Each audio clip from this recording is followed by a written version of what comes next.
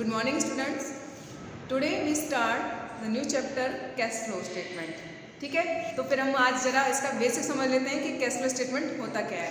देखिए, एक company cash flow statement क्यों प्रिपेयर करती है? वो ये जानना चाहती है कि एक फाइनेंशियल ईयर में उसके कितना कैश इनफ्लो हुआ है एंड कितना कैश आउटफ्लो हुआ है, कहाँ लगा है और कहाँ से कितना आया है. तो देखो, ये तो आप भी जानते हैं कि एक कंपनी का जो ऑपरेटिंग साइकिल है वो कैसे चलता है. एक बिजनेस कब स्टार्ट होता है?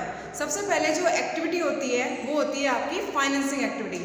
पहली एक्टिविटी को क्या कहते हैं? जिसमें आप क्या करते हैं, पैसा रेज करते हैं, पैसे का अरेंजमेंट करते हैं, जिसे हम फाइनेंसिंग एक्टिविटी कहते हैं.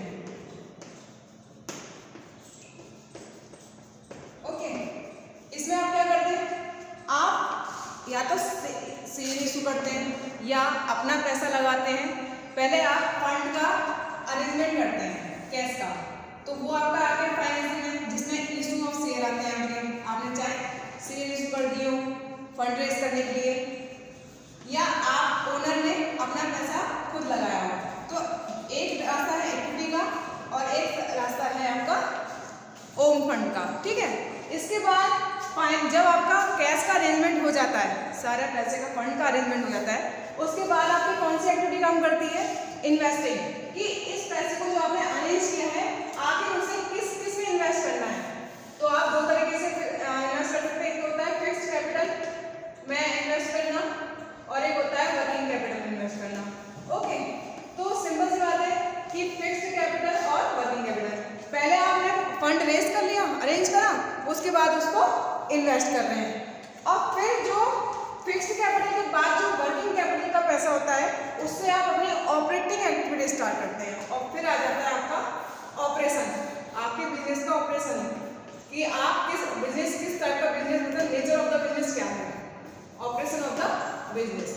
तो हम एक बात करेंगे, फाइनल ये कह सकते हैं कि सबसे पहले आप फंड रेज करते हैं, मतलब अरेंजमेंट करते हैं, उसके बाद उसे फिक्स्ड कैपिटल में और वर्किंग कैपिटल में इन्वेस्ट करते हैं, और वर्किंग कैपिटल के पैसे को से आप क्या शुरू करते हैं? अपना ऑपरेशंस. ठीक है, तो ये तीन एक्टिविटी हैं जिनके ड्यूरेशन में आपका कुछ कैश का आना भी होता है और कैश का जाना भी होता है. ठीक है, तो इसी चीज़ को हम पढ़ेंगे कि आखिर आपने फर्स्ट ईयर में कैश अकाउंट पढ़ा है ना, हमें बिल्कुल वैसे वही कैलकुलेशन यहाँ करनी है. बस इतना है कि इसका एक अलग से परफॉर्मा, इसे सजाना है हमें एक स्टेटमेंट में. चलिए डिस्कस करते हैं वो स्टेटमेंट क्या है.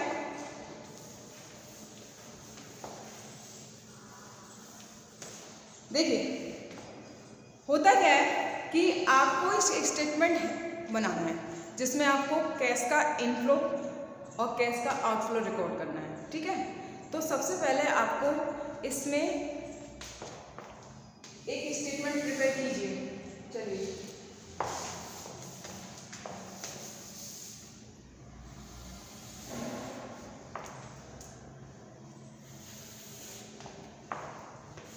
मैंने आपको तीन एक्टिविटी आपको ऑलरेडी बता चुकी हूँ.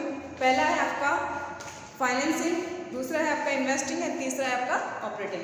लेकिन इस स्टेटमेंट में हम इसका अपोजिट चलेंगे. सबसे पहले हमारा ऑपरेटिंग आएगा, सेकंड हमारा investing and last is financing. उल्टा चलो, कोई प्रॉब्लम नहीं है उसमें.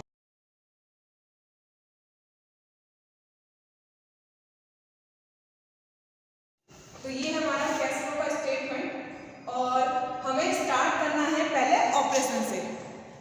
हमें थोड़ा सा नीचे से चलना है, कोई बात नहीं, पहले हम ऑपरेटिंग एक्टिविटीज करेंगे. तो हमें अपने बिजनेस के पूरे ऑपरेशन में कितना कैश का इनफ्लो हुआ है और कितना कैश का आउटफ्लो हुआ है ये रिकॉर्ड करना है.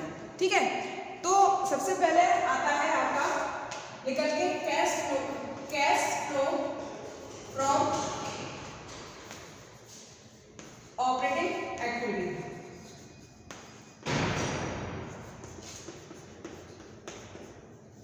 ठीक है, ये होता है आपका ए पॉइंट. फिर बी पॉइंट आता है आपका कैश फ्लो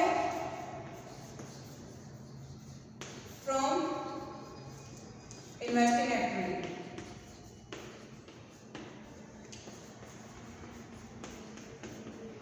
और सी आता है आपका cash flow from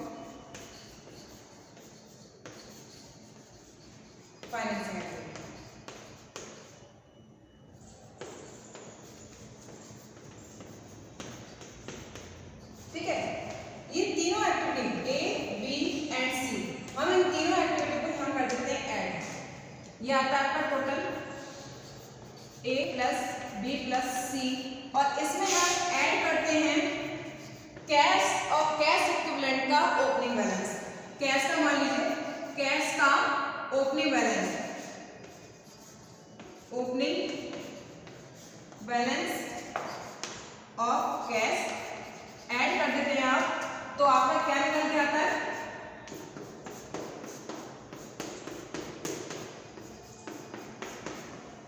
closing balance of cash, कि अब आपके पास कैश कितना रिमेनिंग है।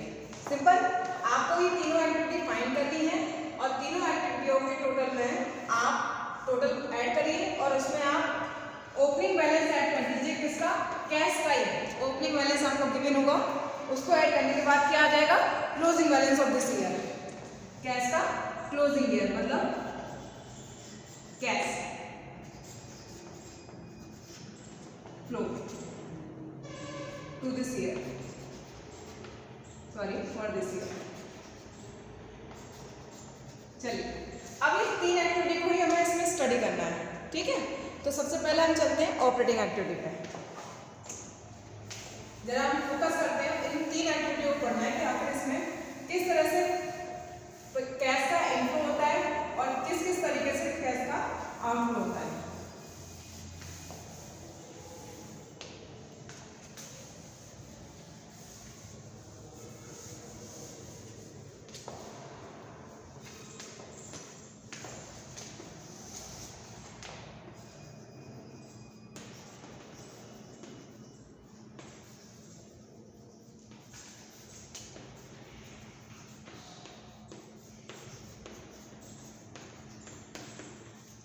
चलिए, सबसे पहले आपको कैश फ्लो निकालना है ऑपरेटिंग एक्टिविटी से, तो आपको सबसे पहले नीड है नेट प्रॉफिट की। नेट प्रॉफिट, वो भी कौन सा, बिफोर टैक्स, ऐसा नेट प्रॉफिट जिसमें अभी टैक्स कैलकुलेट ना किया हो, बिफोर टैक्स, ओके। उसे आप दिखा देंगे बाहर दूसरे कॉलम में, यहाँ पर आ जाएगा। उसमें आपको ऐड करना है क्या, अब सॉरी, इसमें ये आपकी है नेट प्रॉफिट बिफोर टैक्स, आपको गिवन होगा, ये आपको निकालना होगा। इसकी कैलकुलेशन आपको मैं बताऊंगी, ठीक है। इसके बाद इसमें क्या करना है, इसमें आपको दो चीजें एडजस्ट करनी है। पहली क्या है, adjustment of non cash item, एक तो नॉन कैश आइटम एंड एक non operating item.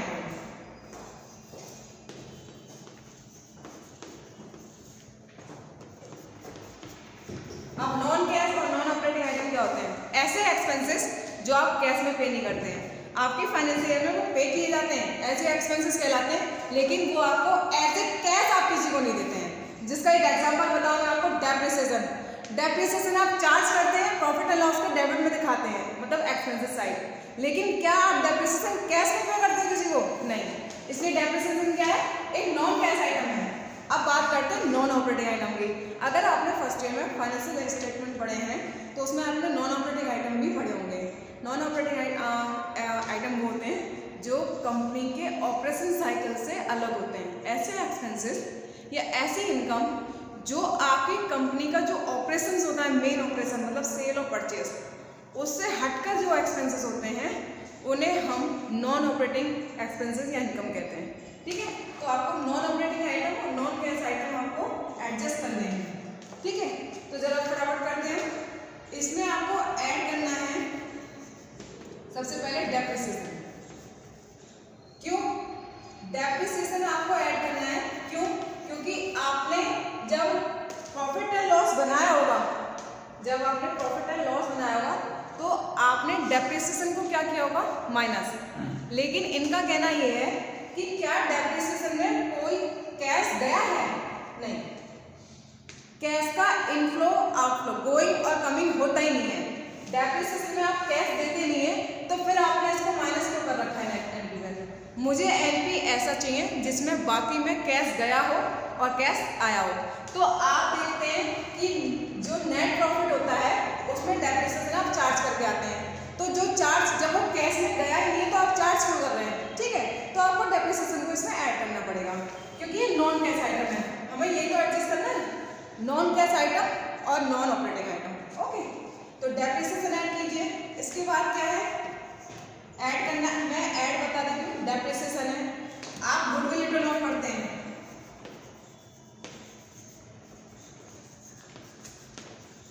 Goodwill return of. Okay, provision for doubtful debt बनाते हैं आप,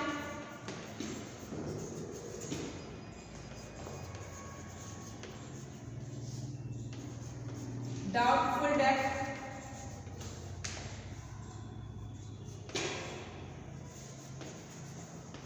इसके बाद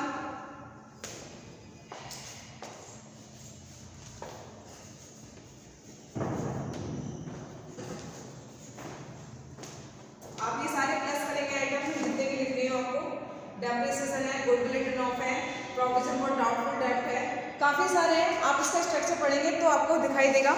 इसमें और भी आइटम है जो आपके प्लस होते हैं, जैसे आपका इंटरेस्ट पेड करते हैं हम शॉर्ट टर्म और लॉन्ग टर्म बोरोइंग पे। इंटरेस्ट पे कर रहे हैं आप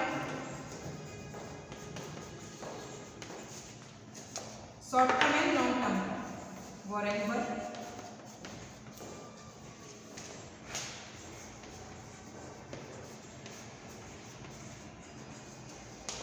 ये सारी चीजें जो होती हैं ना वो एज ए कैश पेमेंट नहीं होती हैं एक्चुअली।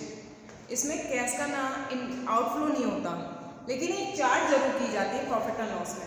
इससे आपको प्रॉफिट आपका कम हो जाता है। आप प्रॉफिट एंड लॉस में एक्सपेंसेस साइड ये सारे आइटम दिखाते हैं, लेकिन इसमें कैश कहीं नहीं आता।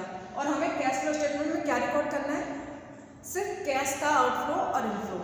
तो जब ये आइटम कैश के आउटफ्लो और इनफ्लो पर डिपेंड ही नहीं है, तो आप प्रॉफिट एंड लॉस में इसको क्यों, मतलब आपको प्रॉफिट ऐसा चाहिए जिसमें ये चीज़ें माइनस ना हुई हो, लेकिन आपको पता है कि नेट प्रॉफिट में माइनस होती है, तो आप इसको ऐड कर दीजिए, क्योंकि इससे आपका नेट प्रॉफिट पे इम्पैक्ट पड़ेगा।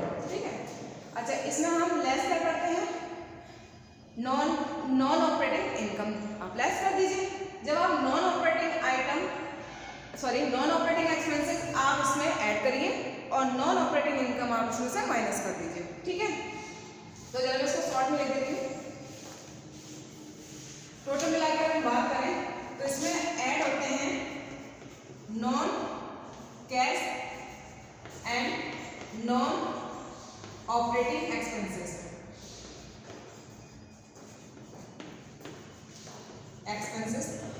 और इसमें लेस होते हैं नॉन ऑपरेटिंग इनकम। अब आप जानते होंगे कि नॉन ऑपरेटिंग इनकम और नॉन ऑपरेटिंग एक्सपेंसेस क्या होते हैं। ठीक है, इसके बाद आपका जनरेट होता है cash flow from working capital. Cash flow from working capital. अभी इसमें कुछ और करना भी बाकी है, तब आपका ऑपरेटिंग साइकिल निकल जाएगा ऑपरेटिंग एक्टिविटीज से।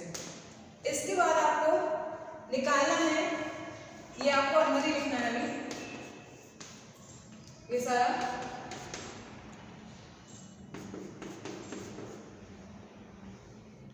बस इसके बाद आपको इसमें ऐड करना है, देखिए इसमें ऐड करना है increase in liability. Increase in liability. एक बात बताइए कि अगर लायबिलिटी बढ़ती है तो कैश का इनफ्लो होता है या आउटफ्लो? अगर आपके बिजनेस में लायबिलिटी इंक्रीज हो रही है तो इसका मतलब क्या है, लायबिलिटी कैसे किस टाइप की होती है, जैसे बैंक लोन होता है, आपने बैंक लोन लिया तो पैसा इनफ्लो होता है या आउटफ्लो होता है? इनफ्लो, क्योंकि कैश आपके बिजनेस में आता है। ठीक है, माना कि वो कैश आपको बाद में पेमेंट करना होता है, लायबिलिटी होता है, लेकिन उस वक्त तो आ रहा है ना, तो आपकी जितनी भी लायबिलिटी इंक्रीज होती हैं वो आपके कैश फ्लो को, कैश को बढ़ा देते हैं। ठीक है, तो ये इनफ्लो हुआ, इसलिए हम क्या करते हैं, जब हमारी लायबिलिटी बढ़ती है तो कैश क्या होता है, बढ़ता है, और इसे हम कहाँ दिखाएंगे, एंड में। ओके, अब एक बात और सुनिए, डिक्रीज इन असेट्स, आपको ये भी ऐड करनी है, डिक्रीज इन असेट्स। अब आप पूछोगे मैम असेट्स कम हो रही है तो कैसे? भाई जब अगर आपने मान लो कोई असेट्स है आपकी, मान लो आपकी मशीन है कोई, अगर आपने वो सेल कर दी तो आपकी असेट्स इंक्रीज नहीं हो जाएगी, सॉरी कैश। आप उसको सेल करके क्या लाएंगे अपने बिजनेस में, कैश। तो उससे कैश ही तो इंक्रीज होगा। हमें सिर्फ कैश का इनफ्लो और आउटफ्लो तो रिकॉर्ड करना है, इनफ्लो प्लस करना है, आउटफ्लो रिकॉर्ड माइनस करना है बस। तो डिक्रीज इन असेट्स आपका प्लस हो जाएगा, फिर टोटल मिलाकर बाहर आ जाएगा। इसे आप टोटल मिलाकर कर दीजिए बाहर, ठीक है। इसके बाद आपको लेस क्या करना है, जस्ट इसका अपोजिट क्या है कि डिक्रीज इन लायबिलिटी, जस्ट इसका अपोजिट आपको लेस करना है। क्यों? क्योंकि अगर आप किसी लायबिलिटी को डिक्रीज करते हैं इसका मतलब आपने पेमेंट कर दी होगी। कोई लायबिलिटी कब डिक्रीज होती है, मान लो बैंक लोन है या आपने किसी क्रेडिटर से ले रखा है लोन, अगर क्रेडिट से खत्म हो जाता है लोन तो इसका मतलब आपने उसको पैसे पेमेंट कर दिए होंगे, तो आपका कैश जाएगा या आएगा, जाएगा, इसलिए आप इसे माइनस करेंगे। सिंपल सी बात है, जितना कैश आ रहा है उसे ऐड कर दीजिए और जब कैश जा रहा है तो उसे माइनस कर दीजिए। Decrease in liability and increase in assets, अगर आप कोई मशीन खरीदते हो तो पैसा जाता है, आता नहीं, ठीक है। ये आपका माइनस में आएगा। इससे आपका आएगा cash flow from operating activity, लेकिन ये नेट नहीं है, ये नेट नहीं है क्योंकि आपने नेट प्रॉफिट बिफोर टैक्स लिया था। आपको ऑपरेटिंग एक्टिविटी ऐसी दिखानी है जिसमें आफ्टर टैक्स हो, तो जब आप इसमें माइनस प्लस कर देंगे, एनपी में से आप इन सबको माइनस प्लस कर देंगे तो आपको से income tax paid during the year minus करना है। मेरे पास जगह नहीं है वरना मैं ये बता देती कि जब आप इसका माइनस प्लस दिखा देंगे तो इसके बाद इसमें आपको income tax paid during the year और माइनस करना है, बस। इनकम टैक्स पेड जो भी करके आ रहे हैं इस साल वो आप माइनस कर देंगे, तब आपका ऑपरेटिंग साइकिल से कैश नेट कैश फ्लो आपको फाइंड आउट हो जाएगा, ओके। तो ऑपरेटिंग एक्टिविटी हमारी कंप्लीट हुई, आप इसे नोट कर लीजिएगा।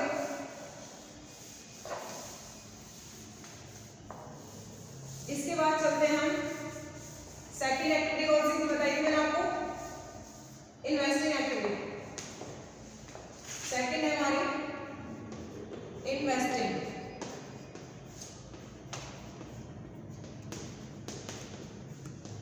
इन्वेस्टिंग का मतलब क्या होता है, इन्वेस्टिंग का मतलब होता है कि आप अपने जो भी आपने फंड रेज किया है उसे किस किस में इन्वेस्ट कर रहे हो, ठीक है। तो सबसे पहले इसमें आता है name, a proceed of fix assets, proceed of fix assets, proceed of fix assets and proceed of intangible. Fix assets के दो पार्ट होते हैं, आप जानते हैं, टेंजिबल एंड इनटेंजिबल।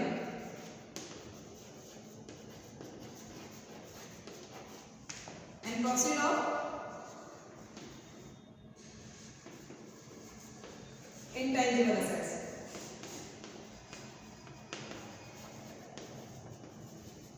इसके अलावा अगर आपको कोई रेंट रिसीव हुआ है तो, एंड डिविडेंड रिसीव हुआ है तो,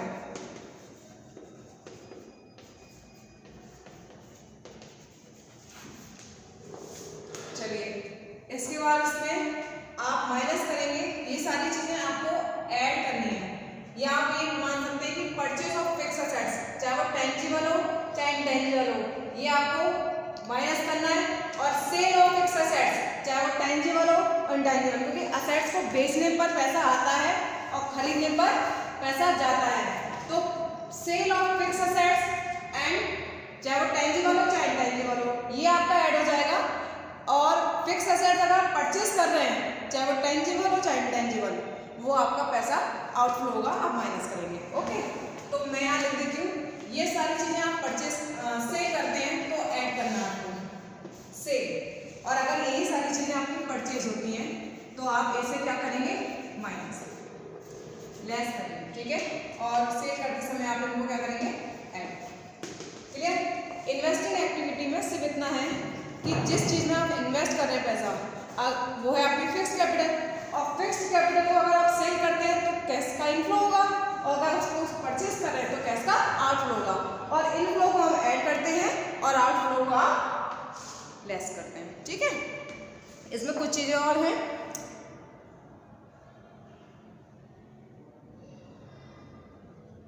नहीं, बस यही है। चलिए, आपका यही है बस कि आप अगर सेल कर रहे हैं किस को, चाहे वो टेंजिबल असेट्स हो, चाहे इंटेंजिबल असेट्स हो, या नॉन करंट असेट्स हो।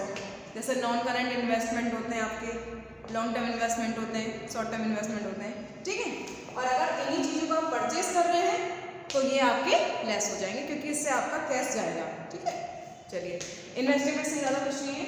ये आपका बी पॉइंट क्लियर हुआ। अब हम चलते हैं सी पॉइंट पर।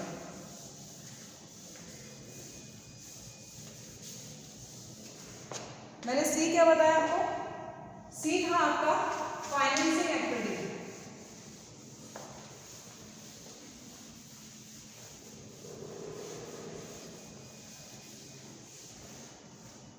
सी है आपकी फाइनेंसिंग एक्टिविटी।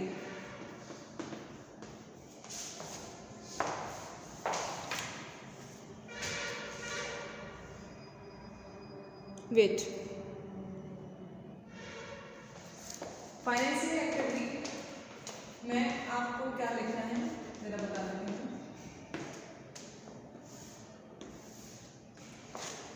फर्स्ट है आपका, देखिए, फाइनेंसिंग एक्टिविटी में आप क्या करते हैं, सबसे पहले प्रोसीड करेंगे आप इसमें,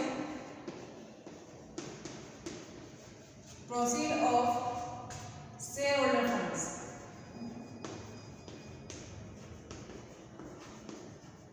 जो भी अगर आपने शेयर इशू किए, अगर आपने share issue of share and debenture, ये लिख लीजिए, कोई बात नहीं, सिर्फ पढ़ लीजिए। Proceed of issue of share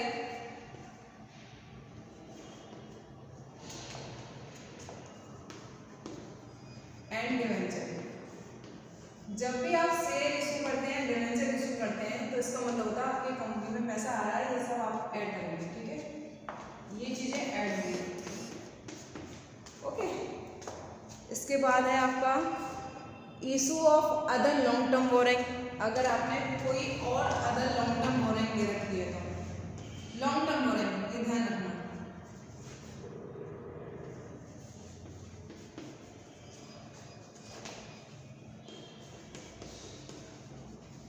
long term borrowing,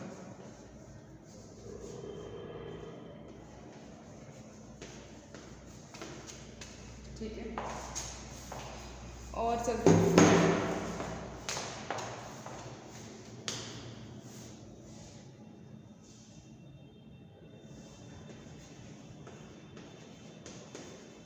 long term borrowing है, तो मैं देख लेती हूँ। Proceed from short term borrowing, अगर आप किसी शॉर्ट टर्म बोरिंग को लेते हैं तो, ठीक है। लॉन्ग टर्म बोरिंग मतलब मान लो कोई बैंक लोन है, या आपने कोई डिवेंचर इशू किए हैं, या इशू ऑफ शेयर किए हैं आपने, या फिर आपने कोई मतलब बहुत लंबे टाइम का कोई कर्ज ले रखा है, कोई लायबिलिटी है आपकी, लॉन्ग टर्म लायबिलिटी, ठीक है। और चाहे वो शॉर्ट टर्म लायबिलिटी हो आपकी, ठीक है। अगर आपने वो इंक्रीज करी है तो आपको यहाँ आ जाएगा, आपने ली है तो शॉर्ट टर्म बोरिंग, ठीक है। इससे सारा पैसा इनफ्लो होगा।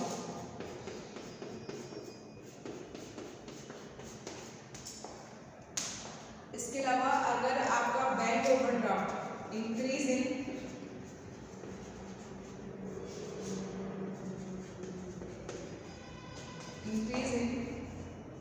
बैंक ओवरड्राफ्ट, अगर आपका इंक्रीज हो रहा है तो आपका ये प्लस होगा, ओके। लेकिन अगर यही बैंक ओवरड्राफ्ट आपका डिक्रीज हो रहा है तो आप इसे क्या करेंगे, माइनस, क्योंकि आपने बैंक का कर्जा चुका दिया होगा उससे। फाइनेंसिंग में से वो चीज आते हैं जिनसे आप अपना फंड रेज करते हैं।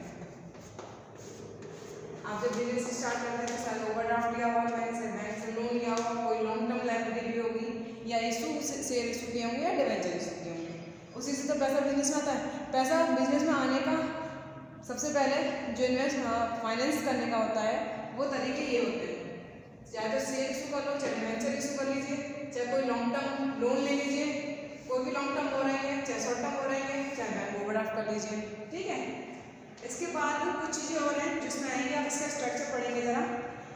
इसमें है interest paid on short term and long term हो रहेंगे, interest paid on bank overdraft है, रीपेमेंट ऑफ लोन है, रिडेम्पशन डिवेंचर है। काफ़ी सारे आप स्ट्रक्चर पढ़ेंगे पेज नंबर 6.9 पर और 6.8 पर, तो आपको पूरा स्ट्रक्चर समझ में आ जाएगा। ये स्ट्रक्चर याद करने की ज़रूरत नहीं है आपको, आप एक बार पढ़ लेंगे ना कि आखिर ये चीज़ें होती हैं क्या है, क्योंकि हमारा जो ऑपरेटिंग साइकिल होता है, एक हमारी इन्वेस्टिंग एक्टिविटी होती है। इन्वेस्टिंग में मतलब आप पैसा कहाँ कहाँ इन्वेस्ट कर रहे हैं, और इसके बाद क्योंकि इन्वेस्ट करेंगे तो पैसा जाएगा, लेकिन अगर उसी इन्वेस्टमेंट को आप बेचेंगे, सेल करेंगे, तो आपको पैसा आएगा। ठीक है, इसके बाद आपका फाइनेंसिंग आता है। फाइनेंसिंग में आप ये देखिए, आपने कुछ इशू किया है, पैसा आ रहा है तो आप प्लस कर दीजिए।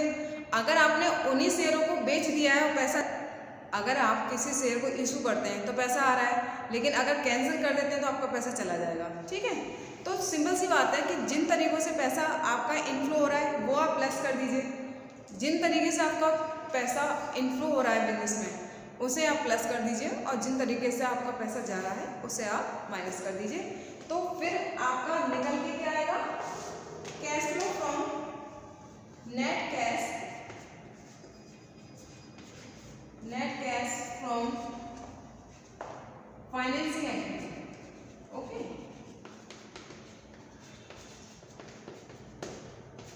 ये आपका आ गया फाइनेंसिंग एक्टिविटी से कैश।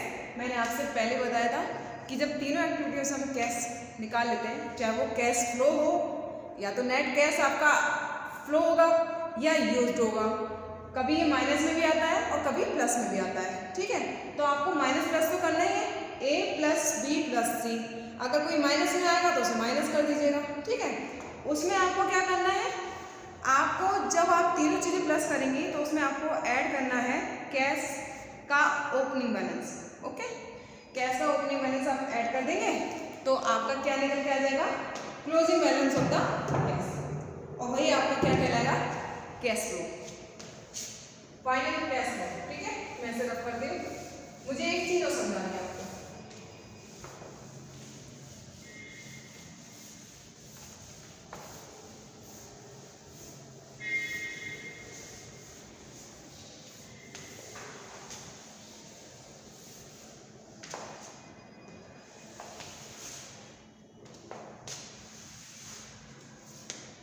क्वेश्चन में एक्चुअली क्या होता है कि सबसे पहले आपको अपनी ऑपरेटिंग एक्टिविटी स्टार्ट करनी होती है। ओके, ऑपरेटिंग एक्टिविटी, और उसके लिए आपको क्या चाहिए होता है, सबसे पहले मैंने क्या बताया था, नेट प्रॉफिट बिफोर टैक्स। अब होता क्या कि आपको क्वेश्चन में net profit before tax given नहीं होता है, इसे आपको फाइंड आउट करना होता है एक्चुअली। तो जब हम इसे फाइंड आउट करेंगे तो हमारे पास डाटा फिर क्या क्या दे रखा होगा, मैं बताती हूँ आपको। सबसे पहले नेट प्रॉफिट का ओपनिंग और क्लोजिंग दोनों साल का आपको प्रॉफिट दे रखा होगा। क्या गिवन होगा, 2 ईयर्स का प्रॉफिट, मतलब करंट ईयर का भी प्रॉफिट दे रखा होगा आपको और लास्ट ईयर का भी। ठीक है, तो आप क्या करेंगे कि करंट ईयर के प्रॉफिट में से लास्ट ईयर का प्रॉफिट आप माइनस कर देंगे, तो फिर जो डिफरेंस निकल के आएगा उसे आप कहाँ लिखेंगे, सबसे पहले यहाँ पे नोट्स बनाएंगे। आपको क्या फाइंड आउट करना है, net profit before tax. Okay, तो पहले हम इसमें देखते हैं जरा क्या क्या करना है, प्रोसेसिंग कैसे है इसकी। आपको प्रॉफिट एंड लॉस का फाइनल 2 साल का बैलेंस दे रखा होगा प्रॉफिट का। ठीक है, प्रॉफिट दे रखा होगा, तो आपको क्या लेना है सबसे पहले,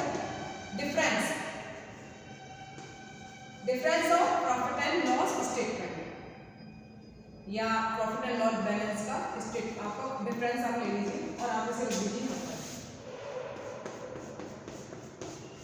आपको इसमें ऐड करना है ऑल रिजर्व्स।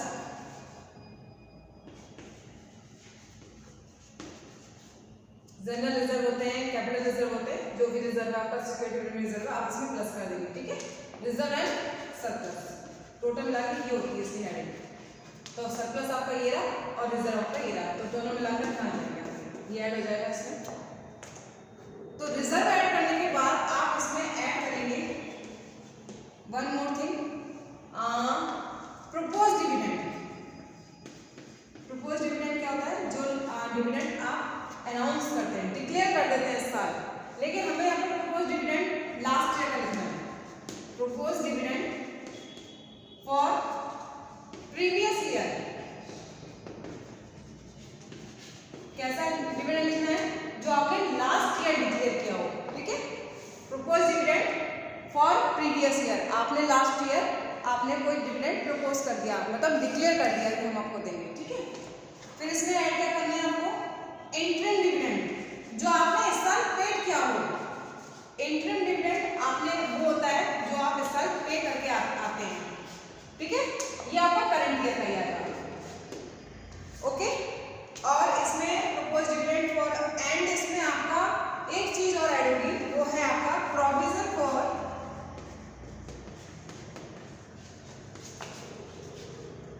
टैक्सेशन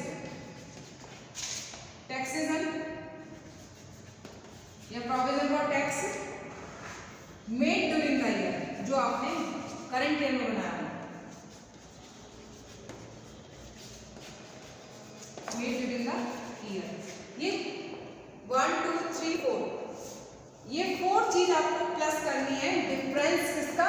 प्रॉफिट का, जो लास्ट ईयर का और करंट ईयर आपको गिवन हुआ उसका डिफरेंस लेंगे आप, उसमें आप ये सारी चीजें ऐड करेंगे। ये सारे रिजर्व है, प्रपोज डिविडेंड है प्रीवियस ईयर का, और इसके बाद आपका है interim dividend for current year का, और एक है आपका provision for taxation made during the year, जो प्रोविजन आपने इस साल करंट ईयर में बनाया, ठीक है। ये आप ऐड कर देंगे। बस एक चीज इसमें से माइनस करनी है, वो है आपकी कोई टैक्स आपका जो आपने जमा किया है, वो अगर आपका कोई रिफंड हो, रिफंडेड टैक्स समझते हैं आप? माना आपने कोई टैक्स पे कर दिया, प्रोविजन बना के चले और आपने प्रोविजन बना के पे कर दिया, अगर गवर्नमेंट ने मतलब कोई टैक्स आपका कम बनता है तो वो आपको पैसे वापस कर देती है, और उसी को हम क्या कहते हैं? रिफंडेड टैक्स, ठीक है। टैक्स रिफंड बोलते हैं इसको, टैक्स रिफंड।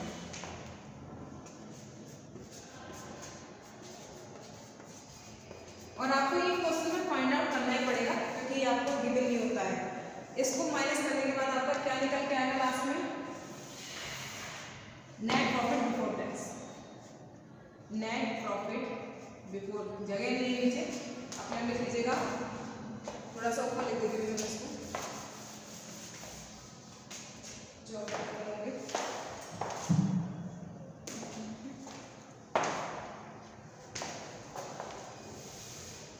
आपको लेस करना है इसमें से टैक्स रिफंड, जो भी रिफंड हुआ है आपको टैक्स, वो आप माइनस कर दीजिए, और माइनस करने के बाद आपका जो निकल के आएगा उसे हम कहते हैं क्या? नेट प्रॉफिट बिफोर और टैक्स। और ये आपको फाइंड आउट करना ही पड़ेगा, ये आपको गिवन नहीं होगा, क्योंकि डाटा जो हमें गिवन होता है कुछ अलग तरीके से होते हैं। आपको डिफरेंस दो साल के आपको वो दे रखे होंगे प्रॉफिट, उसमें आपको डिफरेंस देना है, दिस ईयर का रिजर्व सरप्लस देना है, और प्रपोज डिविडेंड ऐड करना है, इंटरिम डिविडेंड करंट ईयर का, फिर प्रपोज डिविडेंड प्रीवियस ईयर का, provision for taxation made during the year जो आपने बनाया है, और ऑफिशियल टैक्स रिफंड हुआ है करंट ईयर में, तो उसे आप माइनस कर देंगे। बस, इसके अलावा इसमें कुछ नहीं है। आप इसका स्टेटमेंट एक बार पढ़ें और समझें उसको, इसके अलावा इसका कुछ नहीं है। बहुत ही अच्छा चैप्टर है, और क्वेश्चन के इसमें से काफ़ी हैं, आते हैं, अच्छे मार्क्स में मिलेंगे आपका, प्रिपेयर हो जाए तो। ओके, सो अभी स्ट्रक्चर था, नेक्स्ट वीडियो में आपको क्वेश्चन कराएंगे हमें, इसका कॉन्सेप्ट क्वेश्चन, उससे आपका क्लियर हो जाएगा।